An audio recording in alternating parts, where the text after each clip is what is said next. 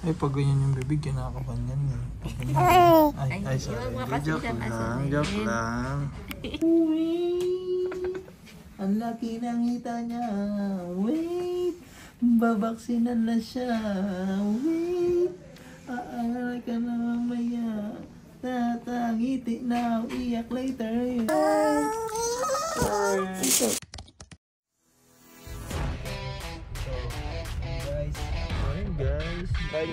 So yun guys. So ayun guys. Ang daming tao. So ayun guys. So ayun. Ayun guys.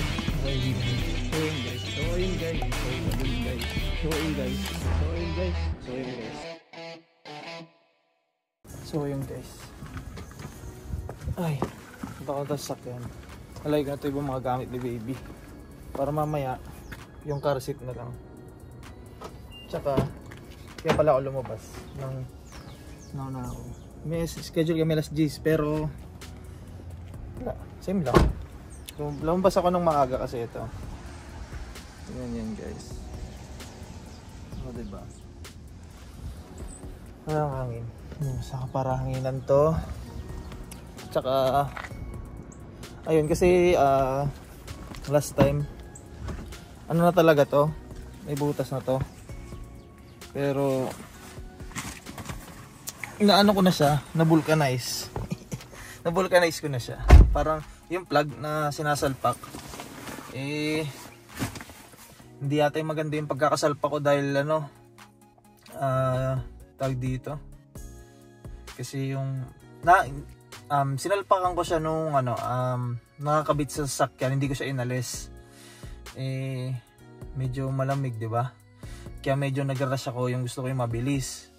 Ngayon, siguro natanggal. Kaya sasalpakan ko na lang ulit mamaya. Sa ngayon, hanginan ko muna. Papa-check up kami. Tapos after that, pag uwi dito, saka ako i-jack na tapos natanggalin yung gulong. Sasalpakan ko na. Para mas maayos yung pagkakasalpak. Yung pasok na pasok. Last time feeling ko hindi maganda talaga eh. Kaya ganyan. Ayun guys, papunta kami ngayon sa sa appointment sa family doctor namin. Pero medyo malapit lang naman yan. Medyo malapit lang naman yan dito, mga 48 kilometers. Mga 5 to 10 minutes. Depende sa traffic. Ayun. Iiyak na naman siya. Ayan, nakikita niya.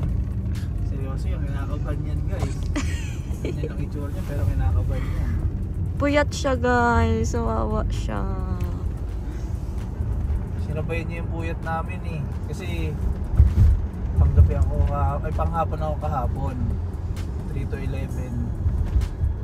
Usually 11 PM tulog na yan. Pag uwi ko, gising pa hanggang madaling araw. Ayun o, traffic o. Kita niyo yan guys. Kita niyo yan.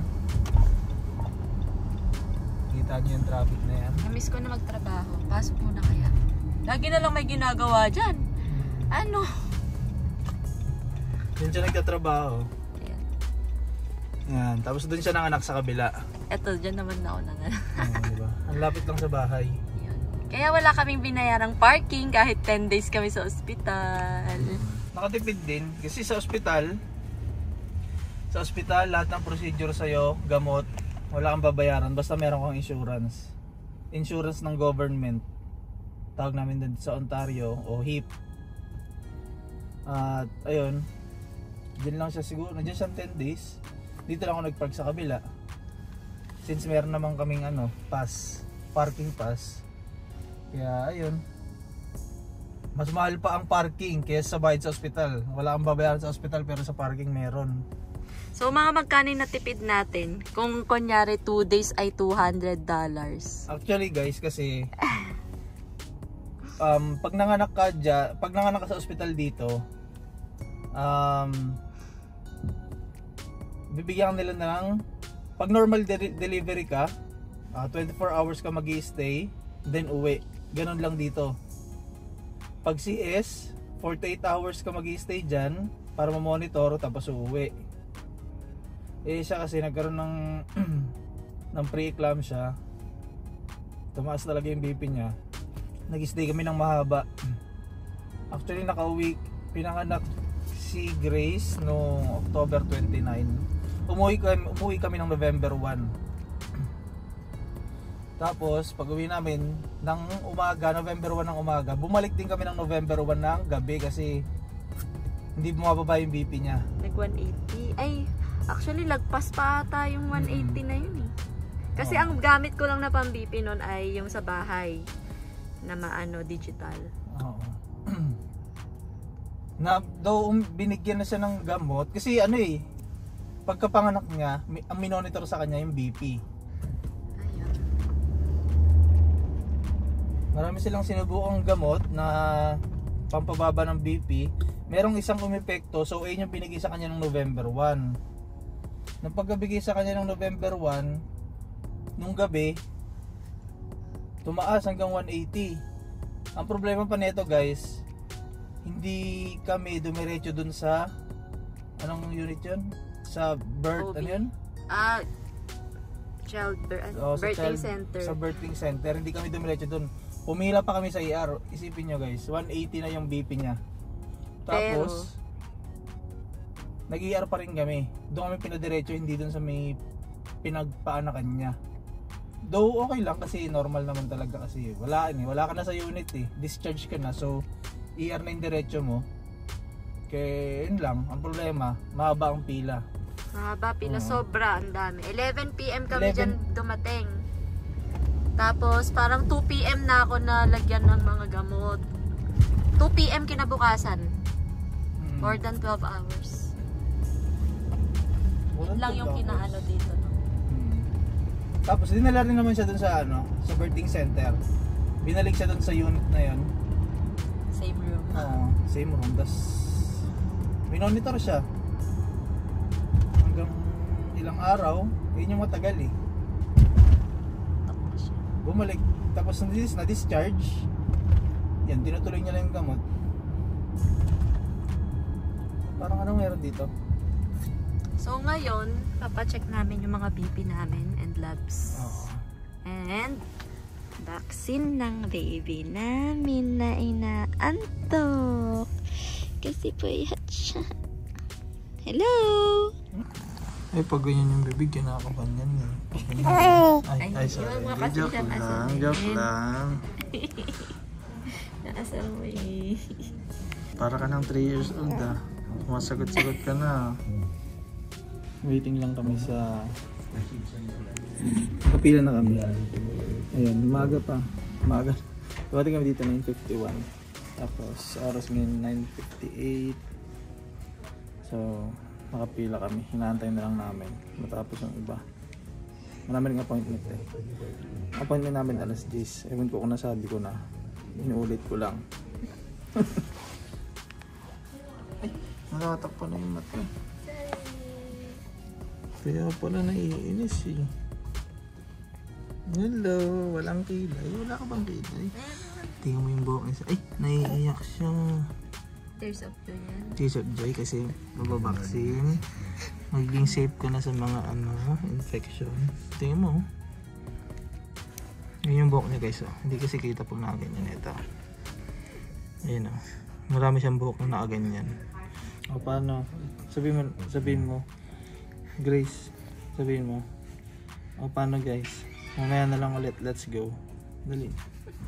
Sabi mo anak, let's go. Dali. Let's go. Okay. Sige. Hindi niya narinig guys pero sinabi niya yun. Hindi ko magalang. Uy, tanggal na yung seatbelt niya. Komportable na yung anak ko. Tanggalin mo na. Oo, buhatin na. Halika na. Hindi, Halika na. irritable pala, hindi pala komportable. Mahirap buhatin. Yes. This one to number 3. I'll be coming. So, yun guys. Yun na, okay na. Ay, ayaw. Nandito na kami sa room. Ayan. Pasok na kami. Gagawin namin. Nauubaran namin siya. Breastfeed pa rin to ya? Oo. Diaper lang. Papatin din namin yung diaper. Kasi titimbangin siya. Dito. Titimbangin siya dyan. Tapos susukatin kung gaano siya katangkad. Tsaka yung buhok niya, kung gaano nakahaba. Joke lang. Ito guys yung buhok niya. Hindi. Nalagyan kasi ng tuk sa ulo kaya medyo nag-flat siya. Pero fly away yan guys. So yun guys. Paano? Ibaran muna natin siya. Palitan muna natin diaper. Let's go. Relax na relax yung anak ko. Ha? Good luck. Good luck ha. Relax yan. Oh, ay hindi pala relax. Ang likot eh. Uy! Ang laki ng ngita niya. Wait! Babaksinan na siya.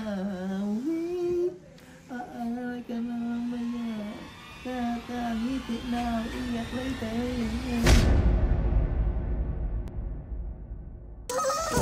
It's okay.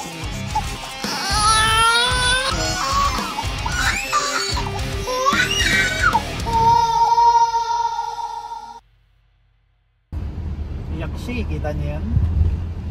Iyak siya. May kanina pala, pina-check up ko na rin yung ano ko. Dito ko.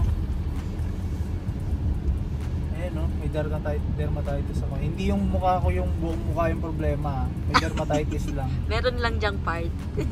May problema siya. Pero, ang problema ko talaga yung dermatitis. Ang pula ng dito ko, yung dalawang gilid ng ilong tsaka bibig ko. Tapos nagkaroon na rin ako dito sa pagitan ng mata ko. Dito, namumula na siya. Hindi naman siya body ring, pero syempre hindi na nga maayos yung itsura, dadagdagan pa. Hindi, mapula lang naman yan. Tapos pinascribean lang ako ng cream. Ayun, sana mawala yung pula-pula. Pero nangyayari lang to sa akin every cold season. Yung pula. Tapos pagka hindi ko siya yung iniilamusan ng ano, ng maayos, para siyang may balakubak. Nagbi-build up yung balakubak. Kaya ayun, may pinangilamos ako, naging okay naman siya, pero yung pula nandito pa din. Umuulan pa, mukhang mapupurnado pa yung pag ano natin, pag-ayos ng gulong, pagtapal.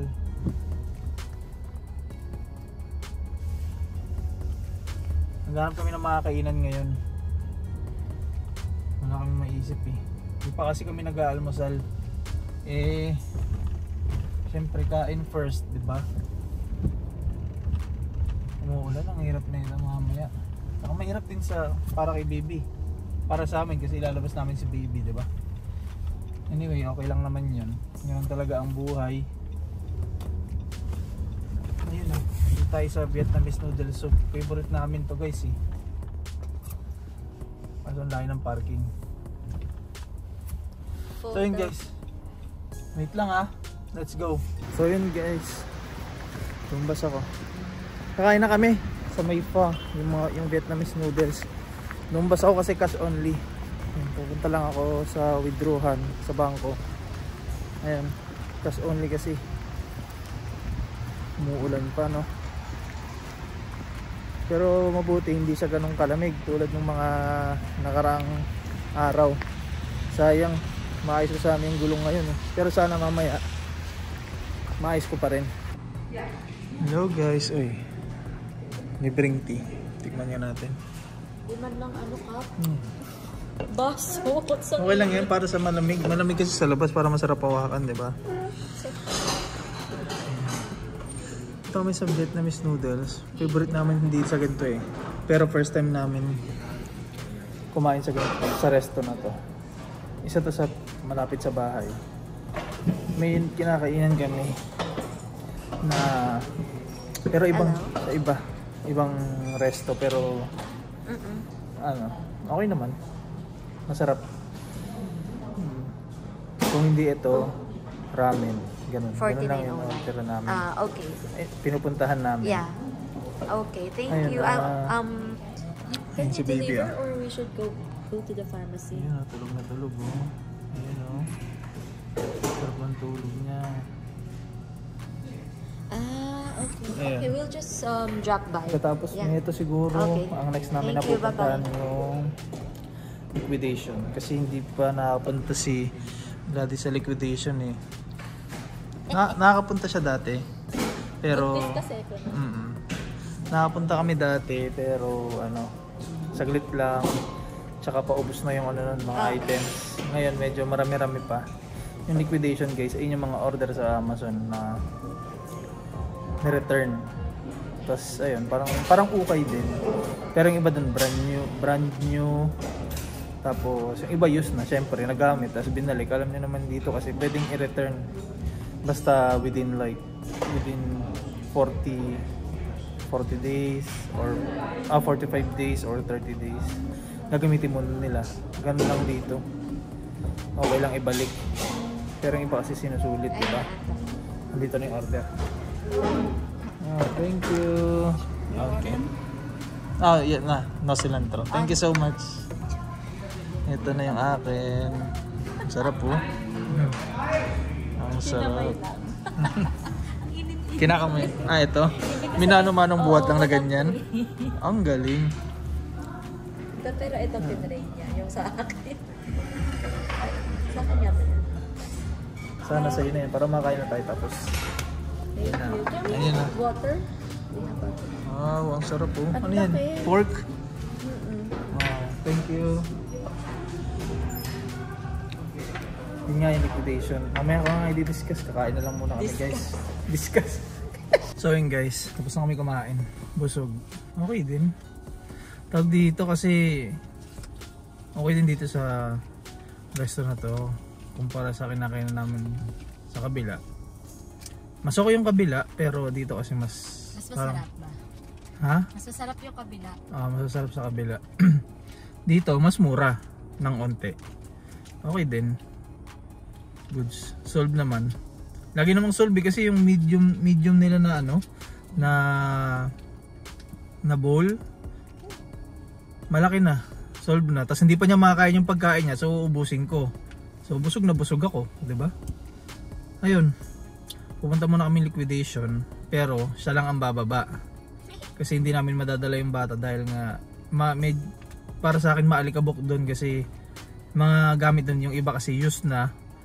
Nakapack naman siya, nakabox, yung iba nakabalot pa. Pero ayun, tignan natin. Or yung lugar din kasi mismo. Yung lugar, since ano nga siya, mura. Like ano ba yung mga example natin na galing sa liquidation. Ito, yung initan na to, binigay lang to sa amin eh. Saan ba yun? Ito. Useful siya. Oo. Itong warming ano na to. Itong portable na initan ng dede ng bata. Siguro nabili to mga $8 lang. Tapos mga original price niya siguro mga 30, 40. Doon kasi sa mga liquidation na yun kasi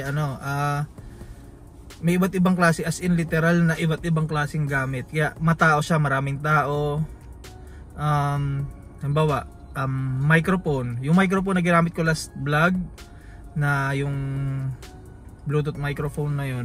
Ano lang yun? Ay, hindi nga Bluetooth yun, sasalpak lang eh. Tapos kusa ng Coconnect. Ayun, bili ko dun ata $5 lang ata. Yung original price niya nasa $30. Meron din akong nabiling drone pero used na. Nabili ko $11 lang. Doon sa lagi kong pinupuntahan na na liquidation. Nagre-restock sila every Friday. Friday, ang presyo nun, lahat ng presyo doon 20. Tapos Saturday magiging 15. Sunday magiging 11. Monday, ngayon ay Monday. So lahat ng item doon ay 8. Ayun. Pero meron silang shelf doon na may mga nakalagay din na item. Ibig sabihin yung mga magagandang item doon, ibang presyo na 'yon. Kumbaga, lahat ng mga nasa bin, malaking bin kasi 'yun eh. Ay kung ano yung araw ngayon, ganun yung presyo ng lahat. Pero sa shelf, pag nakita mo yung mga item na nasa gilid, maaaring iba presyo nun, iba 25, mga ganun, depende na sila ang nagpo-presyo nun yung mga nasa shelf ata eh. Sila rin kasi nag-organize nun, parang basta every Friday. Pero sa ibang liquidation, ang restock nila ibang araw naman. Monday ngayon, ano bang 8. Tapos bukas magiging $5 na. Lahat ng item $5. Yung susunod 1.50. Siyempre, yung ibang mga gandang item doon, mabilis maubos kahit pa 20 yan. Kung worth it naman sa 20. Kung minsan nakakita kami doon ng ano ba yung mga nabibili natin? Nakabili ako doon ng LED light, yung nilagay namin sa kwarto. Ano pa ba? Tripod. Ang original, nakabili ako ng purifier doon. Nabili ko yon sa halagang 20. Ang original price niya is 100 plus, nasa 120, 150, mga ganun. Hindi ka nalugi, 'di ba? Yung tripod nabili ko ng 8, nabili ko ng 8 yon. Ay, 6 ata. 8 ata. Ang original price niya is $60. O 'di ba, hindi nalugi. Kaya minsan unahan doon. Pag Friday, magre-restock sila. Makikita mo na yung pila doon. Sarado pa yung store. May mahabang pila na doon kasi paunahan, as in literal na hindi ka malulugi basta mauna ka lang. Makakapili ka ng ng item mo. Ayun. Minsan naman yung mga gamit din ng baby, meron din mga gamit ng baby na mga kamura din. Mamaya hindi naman niya mabibideo yun eh. Hindi ko na mabibideo kasi nasa loob ng sasakyan kasi babantayan ko si baby. Pagbalik mo na lang doon. Next time gagawa tayo ng vlog para dyan. So paano guys? Ang dami ko na sinasabi. Let's go. Guys, top beans. Meron sa amin dito 2 top beans na malapit sa amin. Isa to, pero may mas malapit pa sa amin na top beans sa kabila. Pero malapit din to sa amin, siguro mga ano lang to, 5 kilometers siguro. Tapos doon, mas malapit yung isa. Mga siguro mga 2 kilometers. Tapos meron pang isang mas malaki, Crazy Bean naman ang pangalan ng store na yon. Mas malaki yun guys. Ito pa lang, ito maliit to. Pero ilang oras ang bubunuin mo dyan. Pag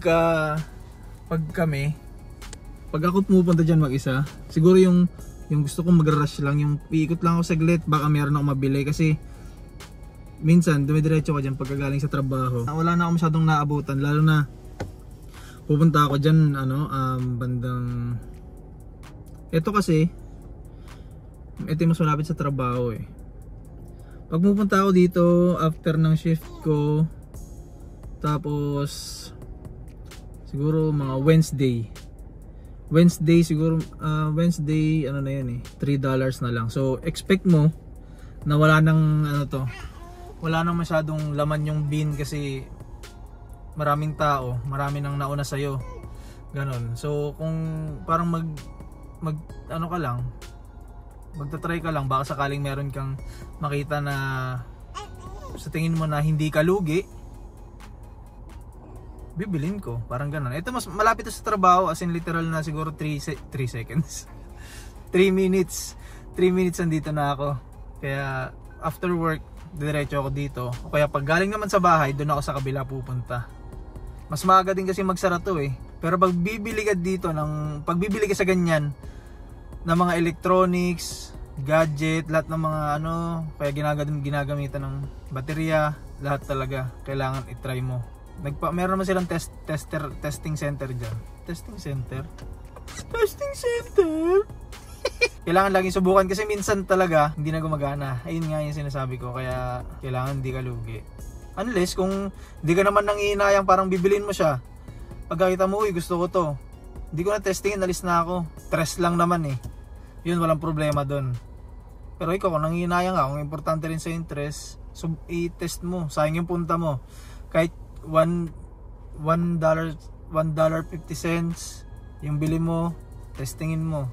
Nakabili din kami dito ng breast pump. Marami dito breast pump. Yung iba hindi ko na binibili kasi mukhang gamit na. Pero makikita mo naman yun kasi i-check mo siya eh. Bubuksan mo yung box. Lalo na kung hindi naman electronics, buksan mo yung box, i-check mo kung kompleto. Lipat mo na ako sa likod, tapos magkukwentuhan lang kami ni baby. Let's go. Ay, nakasakit na pala yung mukha ni baby. Hi baby. Hindi niya na makita oh. Tingnan mo ha. Peekaboo.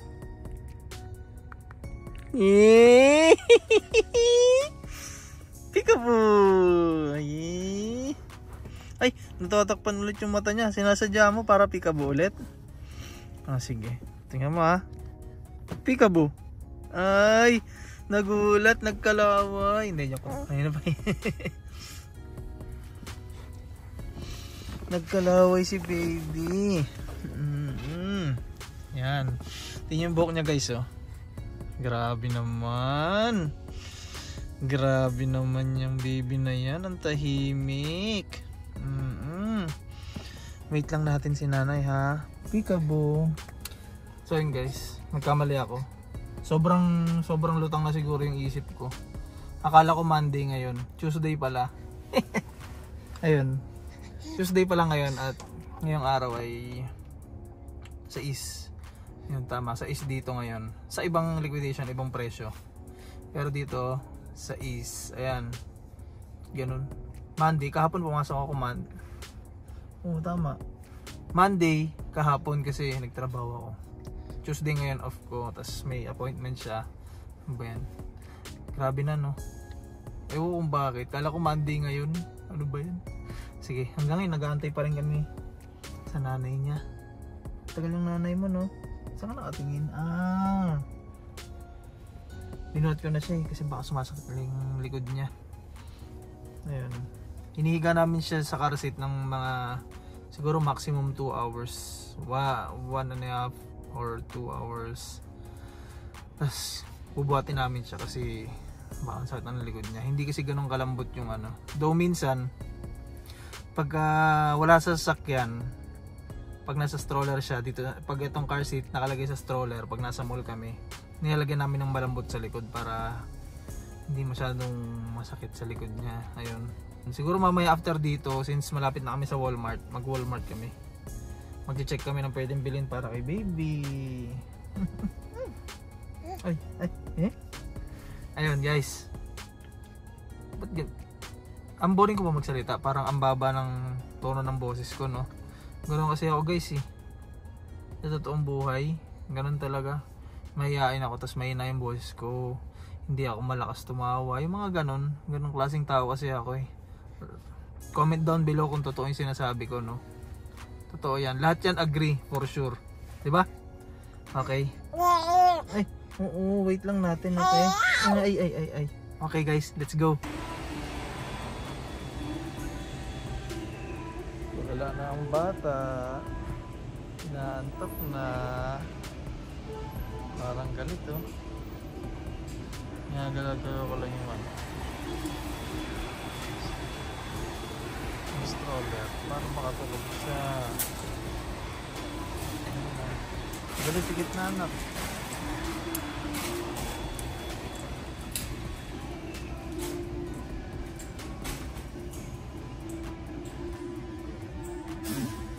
So ayun guys, nasa part na kami ng buhay namin na nalilito na kami kung anong brand bibilhin namin. Pero kung ako yung tatanungin yung Little Snugglers. Ha? Kung ako yung tatanungin yung Little Snugglers. Little Snugglers. So na ito. Ito. Ayan.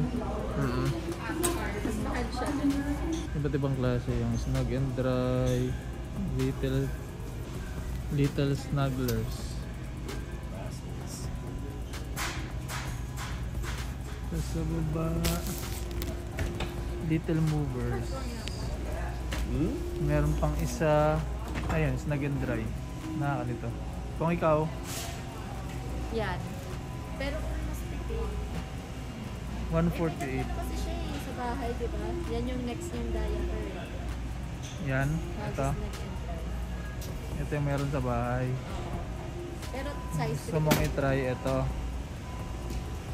Kasi number 2 pa rin yung diaper niya guys eh. Pero kung gagamitin na to at mauubos din agad, baka next time number 3 na siya. Just nakakalito, di ba? I mean, hindi naman nakakalito pero syempre, ano bang mas magandang diaper? Tsaka yung pwedeng mas marami.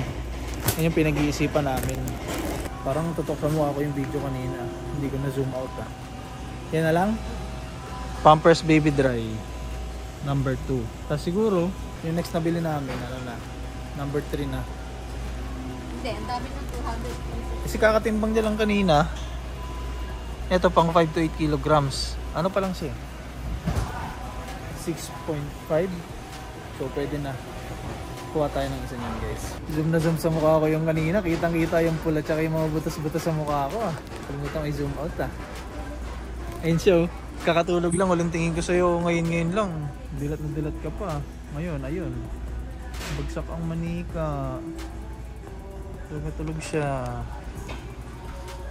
Ayun guys, dito nga pala kami sa Walmart. Bibila namin siya ng sweater. Nakakatawa kasi.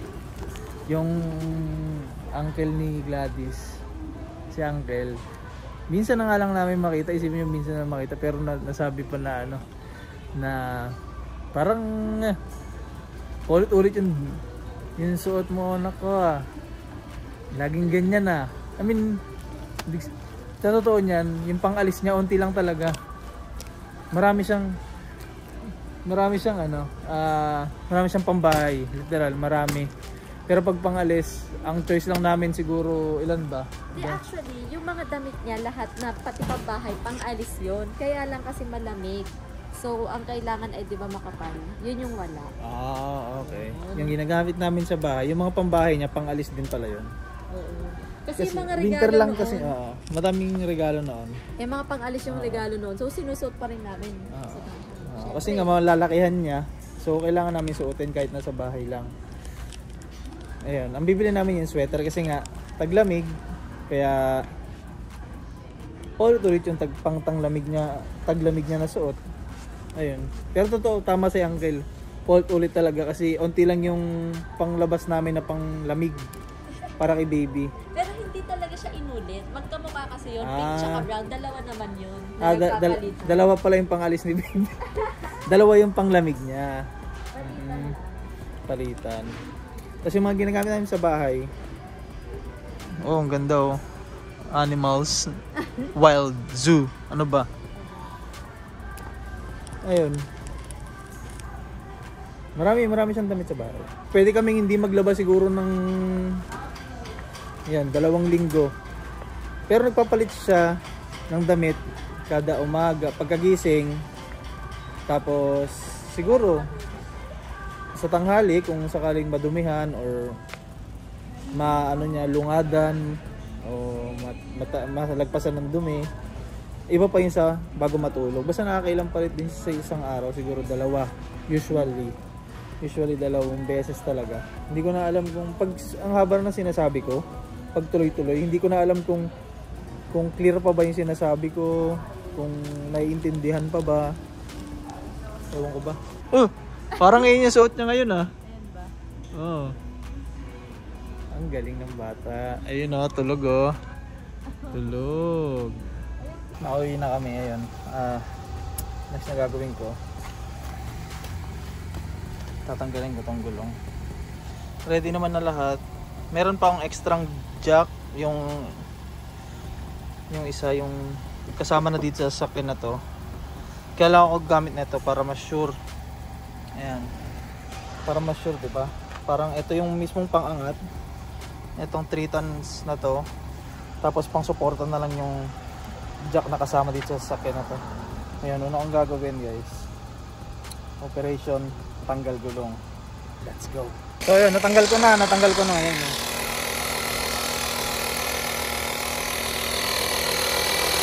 Yan. Manual lang ang pinangtanggal ko. Nag-manual lang ako kasi medyo, ayun nga, mahirap pagka wala kang yung gun. Mas madaling matanggal yung lug nuts. Pero walang problema, tatsagain mo lang, pupwersahin mo lang. Kasi ano naman parang ginamitan naman yan ng torque, yung saktong sikip niya nung kinabit yung gulong na yan. Manual lang. Kaya ko naman gawin. Wag lang tatanggalin yung mismong itong tire kasi wala tayong makina. Though kaya ko rin naman yung tanggalin ng manual din, pero syempre, 'di ba? Mas maganda yung machine, 'di ba? Basta mga basic troubleshoot tungkol sa gulong, kaya ko naman. Kasi wag lang ginamit ko yung yung plug lang yung goma. Pero meron isa pang paraan, yung patch. Kaso kailangan tanggalin yung tire. Ayoko nang mag-abala na tatanggalin pa yung tire. Siguro next time. Sa ngayon, ito muna yung basic lang muna yung gagamitin ko. Nagamitan ko na siya dati kaso nakakabit tong gulong eh. Parang kinabit ko siya nang nakaganto lang. Ang hirap pumersa, hindi ko naipasok ng mabuti. Kaya ngayon gagawin ko na talaga. Tinanggal ko na yung gulong. Ngayon hinahanginan ko siya. Ayoko pumunta doon kasi maingay yung panghangin. Hanginan ko muna siya ng medyo mataas. Siguro above sa ano niya, normal PSI. Gagawin ko siguro mga 40 or 45 para habang susundutin ko siya, pagka plug ko hindi siya maubusan ng hangin. May gauge naman yung panghangin ko pala. May gauge yun. Pero nakikita pa rin naman siya dito eh. So ewan ko kung kita dyan sa ano loob. Nakikita pa rin siya dito dahil yung ganito niya, yung valve stem niya, itong valve stem niya nakakonect pa rin dito sa sasakyan. Hindi ko naman nilayo or kahit ano, nakaprogram pa rin siya. So kahit nakatanggal siya sa sasakyan, madedetect pa rin ng sasakyan kung gaano kataas yung PSI ng gulong na tinanggal ko. Plano ko nga sana gamitin mo na yung reserba. Yung spare kasi nito guys, iba, hindi ganito. Mas siguro tawag namin doon donut. Yung parang ganito lang siya kapayat. Ganito lang siya kapayat pero okay naman siyang gamitin. Wag lang pang matagalan. Tapos yung PSI niya dapat lagi guys, ito pala. Pag kayo gagamit ng spare na ganon, spare na donut, kailangan yung PSI niya 50. Hindi pwede mo sa baba. Yun yung nakalagay sa gulong. Nakalagay naman siya sa ganito eh. Yan, kung ilang PSI yung kailangan ng donut. Ayun, hindi ko na gagamitin yung spare. Re-remedyoan ko na lang kung ano yung kaya ko. Tapos okay na. Ayun, mahirap. Buti na lang hindi ganun kalamig ngayon. Siguro nasa mga 5 to 7 degrees Celsius ngayon. Kaya medyo kaya-kaya ko. Yan, ito pa rin sa salpakan ko, naririnig nyo. Ayan o. Ayan o. Kung naririnig kayo yun. Okay. Salpakan ko lang muna. Let's go. Yun, ikakabit ko na. Medyo nahirapan ako kasi mas mahirap yung dati kasi nakakabit sa sasakyan, hindi ko natanggal. Pero ito kasi, meron siyang itong butas na ito. Dito siya nakalagay. Pag ganito, sa kanto na ito. Hindi siya pa diretso. Nasa kanto na ito, tas papasok na ganun. Kaya kailangan ko siyang i-push ng pag ganun. Mahirap yung puwersa. Hindi siya pa diretso. Tagilid. Ayun, yung cement dapat sunog to eh. Hindi ko alam, hindi tuloy pero malalaman natin yan. Tingin ko sealed naman na. Nabasa ko na rin ng tubig na may sabon, wala namang bula.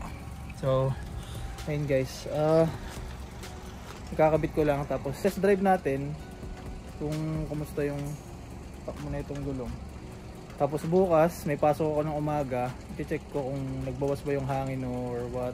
Kabit ko muna to and then let's go. So yun guys, nakaikot na ako, nagpagas na rin ako. Yun lang naman yung reason ba't umikot din ako. Tsaka syempre masubukan kung may nagbago ba sa takbo dito sa likod, sa kanan. Ayun, wala namang problema. Ang naisip ko lang yung wala akong yung torque parang ganito ganyan. Wala akong ganyan kasi hindi ako nakakabili. Mahirap, hindi pa kasi ako nakakabili ng mga tools na kailangan parang gusto ko rin pero syempre sa kabilang banda walang pambili. Hindi naman siya ganun kadaling bilhin unless pumunta ka sa mga surplus store, 'di ba? Hindi ko naman siya ma-priority. Medyo pricey din kasi siya. Ayun. Kung may torque lang, yung torque guys ay yung alam naman siguro ng karamihan yun. Yung torque ay yung doon mo malalaman yung saktong sikip ng lug nut sa isang sasakyan. Iba't ibang sasakyan, iba't ibang gulong, iba't ibang torque. Ayun. At siguro pupunta na lang ako siguro sa mga sa mga tire shop, wheel shop o kung ano man yan. Ipapatorque ko na lang para sakto. Hindi siya sobrang sikip, hindi siya maluwang, para safe, 'di ba? Ito siya guys, Ayan. Ayan siya. Ito nasa gitna na 'yan. Ito yung problema, 'yan. Ang normal na PSI na itong sasakyan is 33. Nilalagpas ko siya ng 35 or 36 kasi pagka lumalamig, nagde-deflate siya. Kaya karamihan siguro, hindi lang naman ako, marami syempre nakakaalam niyan, na dinadagdagan talaga yung hangin. Para kung bababa man siya, nasa normal lang, ganon. Or kung bumaba man ng isa, dalawa, tatlo, wala namang problema doon. Depende na sa inyo yun. Buti nagawa ko na ngayon kasi ang tagal ko nang ang tagal na niyan eh. Nagde-deflate siya pero unti-unti lang. Unti-unti, pero etong mga past few days medyo bumibilis na siya pag hinanginan ko ngayong alas 2. After 3 hours or 4, magbibilong normal na siya. Siguro magwa-warning na siya na mababa yung tire pressure ko, ganun. Kahit nasalpakan ko na siya dati. Ayan. Buti na lang nakisama yung ulan. No, ang hirap eh. Kasi bawat pasok ko, kailangan ko hanginan. Tapos magpapark ako sa trabaho, bago pagka-out ko, hanginan ko na naman. Parang hindi ako makatsyempo kasi ang lamig nga. Buti natapos ko ngayong araw. Sinare ko lang yung yung ginawa ko ngayong araw. Tsaka syempre yung sa gulong. Nagkaroon tayo ng time, di ba? Though alam ko naman, karamihan sa inyo, karamihan naman sa atin, kahit sino naman kayang gawin yun. Basta alam lang yung process, walang problema. Paano guys? Like, comment, and subscribe kung nagustuhan nyo tong video na to. At click nyo na rin yung notification bell kung nag-enjoy kayo, or para updated na rin kayo sa mga susunod kong video kung meron man. Ayun, maraming salamat sa panonood. Paalam. Peace. Bye bye. Let's go.